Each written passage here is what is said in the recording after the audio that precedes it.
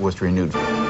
Good evening. The road to the White House is passing right through the state of Ohio, with the candidates and their supporters planning trips to woo voters here right up to Election Day. In fact, both sides of the ticket were represented just today.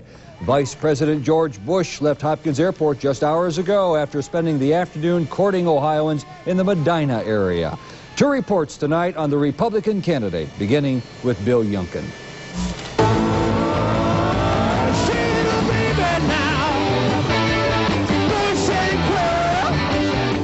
Medina Republicans were rocking and rolling for the vice president's visit here. An estimated 20,000 cheered as Bush accused Michael Dukakis of being indifferent to crime victims.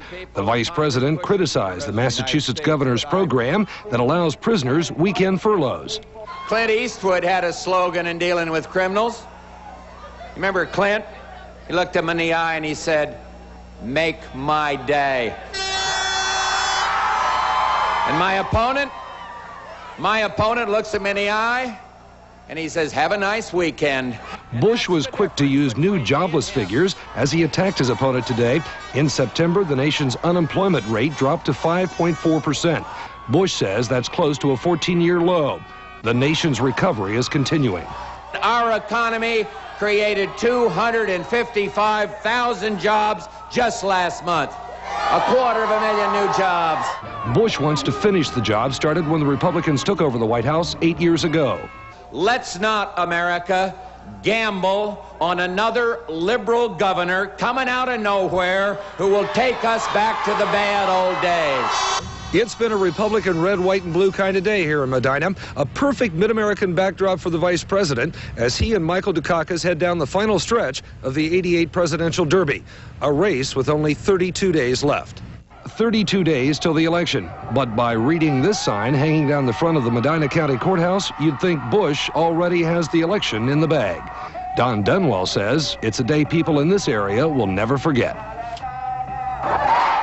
This was Medina's shining moment. Even looming storm clouds couldn't dampen the enthusiasm of the partisan audience. Thousands of kids who were let out of school for the day swelled the crowd to an estimated 20,000.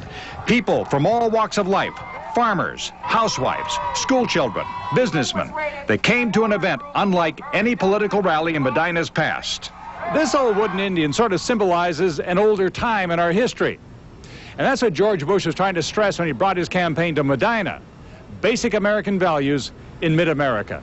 94-year-old Hattie Hartzell is a lifelong Republican who liked what she heard today. I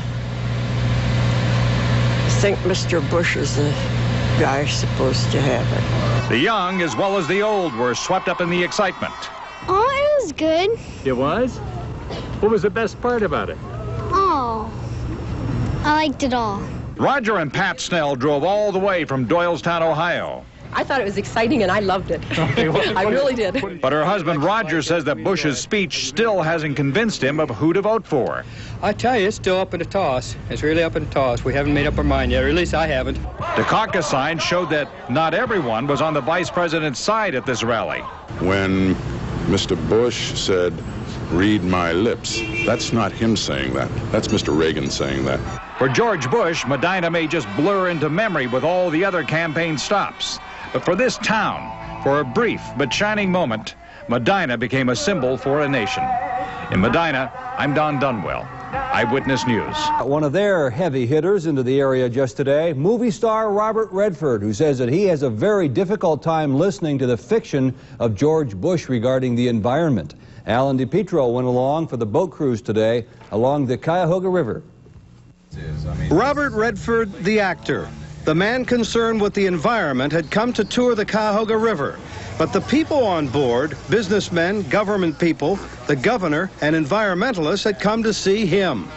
Redford said Cleveland is lucky to have both a lake and a river as resources, if they are handled right. But Redford said the attitude and record of Vice President George Bush concerning the environment has been unhealthy for all Americans. I feel very strongly that it's important that we not accept this charade of claiming to be an environmentalist. Just standing on Lake Michigan with a fishing pole is not going to do it. And one-line sloganeering is not going to change 8 years of abuse and neglect that is playing out on the people. Financing on select Buick models, but you must buy now. Test drive.